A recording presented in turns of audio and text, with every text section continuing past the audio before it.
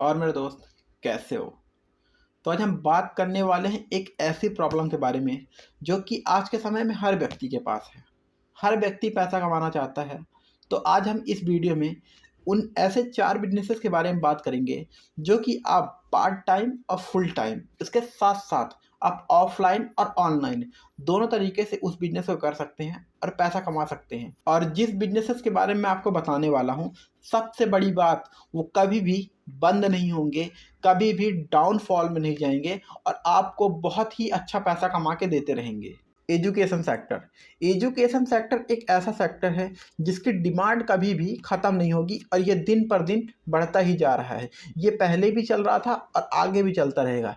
यानी कि इसकी डिमांड कभी भी कम नहीं होने वाली। आज के समय में हर व्यक्ति चाहता है कि हमारे बच्चे एक अच्छी स्कूल में पढ़ें, अच्छी कॉलेज में पढ़ें और बहुत ही अच्छी शिक्षा ग्रहण करें। तो आज के समय में एजुकेशन की जो डिमांड है वो बढ़ती ही जा रही है। तो एजुकेशन सेक्टर कभी भी बंद नहीं होगा, कभी भी डाउनफॉल में नहीं जाएगा। अगर आप चाहें तो एजुकेशन सेक्टर में आप ऑनलाइन और ऑफलाइन दोनों तरीके से काम कर सकते हैं और अच्छा खासा पैसा कमा सकते हैं। अगर ऑफलाइन की बात करें तो आप कोचिंग सेंटर ओपन कर सकते हैं, ट्यूशन पढ़ा सकते हैं और अगर आपके पास थोड़ा पैसा है तो आप उस पैसे को इन्वेस्ट करके अच्छी सी स्कूल खोल सकते हैं और उससे अच्छा खासा आप पैसा कमा सकते हैं। एजुकेशन सेक्टर से जितना भी रिलेटेड काम हो रहा था वो सारा ऑफलाइन से ऑनलाइन शिफ्ट कर दिया गया और सारा वर्क फ़ोन और लैपटॉप के थ्रू किया जाने लगा। तो अगर आप चाहते हैं कि आप ऑनलाइन करके भी पैसा कमा सकें तो उसके लिए आप चाहें तो डिजिटल कोर्स बना के पैसा कमा सकते हैं या फिर आप लोगों को ऑनलाइन पढ़ा सकते हैं। Food industry.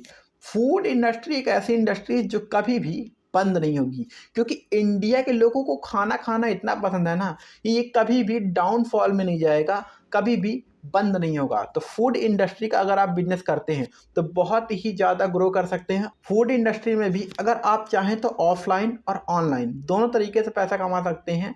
ऑफलाइन अगर चाहें तो या तो एक छोटा सा रेस्टोरेंट खोल सकते हैं या तो कहीं पे सड़क के किनारे रेडी लगा सकते हैं या फिर जो भी आपको अगर छोटा सा बिजनेस अच्छा लगता है आप वो कर सकते हैं। और ऑनलाइन की अगर बात करें तो आप घर से टिफ़िन सेंटर चला सकते हैं। हाउसवाइफ जो कि बाहर निकल कर के बिजनेस नहीं कर सकती वो अपने घर से ही एक छोटा सा रेस्टोरेंट चला सकती हैं। यानी कि जो जोमेटो स्विगी वगैरह है ना, वो ऑनलाइन अपनी साइट्स पे रजिस्टर करवा करके वो ऑनलाइन ऑर्डर ले सकती हैं और घर से ही वो जो खाना होगा वो कस्टमर के पास डिलीवर हो जाएगा। तो उससे भी आप अच्छा खासा काम करके बहुत ही बढ़िया पैसा कमा सकते हैं। Wedding photography business.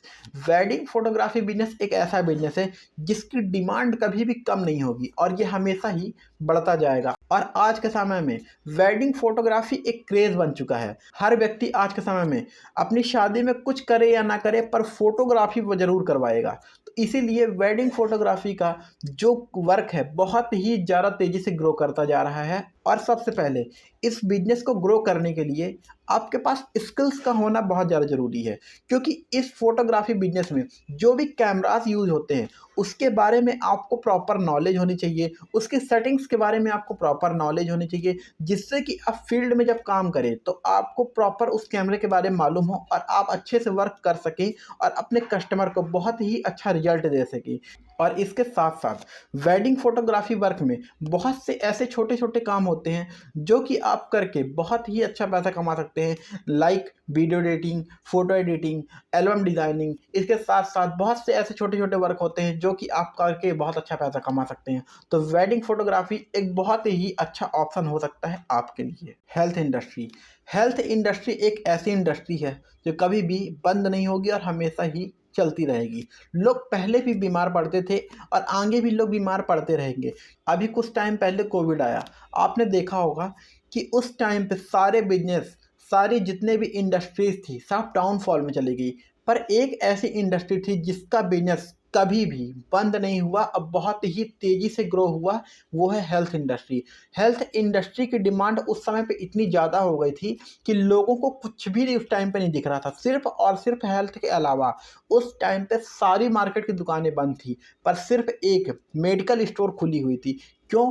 क्योंकि लोग हेल्थ को सबसे पहले प्रायोरिटी देते हैं। आज के समय में जो भी बीमारियाँ हो रही हैं, वो क्यों हो रही हैं? इसी रीज़न से हो रही हैं क्योंकि हमारा जो खान-पान है ना इस तरीके का है, जो कि जंक फूड हो गए हैं, बाहर का फ़ास्ट फूड हो गया, वो बहुत ही ज़्यादा हमारे शरीर को परेशान करता है। हम जानते ये सब सभी हैं, पर कोई भी समझना नहीं चाहता है। आज के समय में जो भी हमारा खान-पान है, वो कहीं न कहीं पूरे हमारे शरीर को प्रभावित करता है, जिससे कि अलग-अलग तरीके की बीमारियाँ उत्पन्न होती हैं। आपने देखा होगा कि ज़्यादातर व्यक्तियों को डायबिटीज़ है, ज़्यादातर व्यक्ति को कोई न कोई प्रॉब्लम है, किसी को अस्थमा है, किसी को कुछ है, तो ये बीमारियाँ कहाँ से होती हैं? हमारे खान-पान में जो प्रॉब्लम है, उनकी वजह से होती है। ये इंडस्ट्री भी 2 प्रकार की होती है। पहला सिकनेस इंडस्ट्री, दूसरा वेलनेस इंडस्ट्री। ये दोनों इंडस्ट्रीज़ में भी बहुत ही बड़ा डिफरेंस है।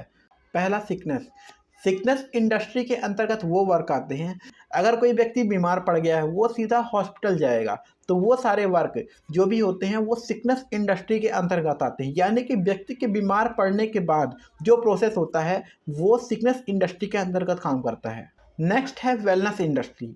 वेलनेस इंडस्ट्री सिकनेस इंडस्ट्री के जस्ट अपोजिट होती है, यानी कि ये लोगों को बीमार होने से बचाती है। अगर कोई व्यक्ति बीमार नहीं पड़ना चाहता, हमेशा ही स्वस्थ रहना चाहता है, तो वो वेलनेस इंडस्ट्री के अंतर्गत आता है।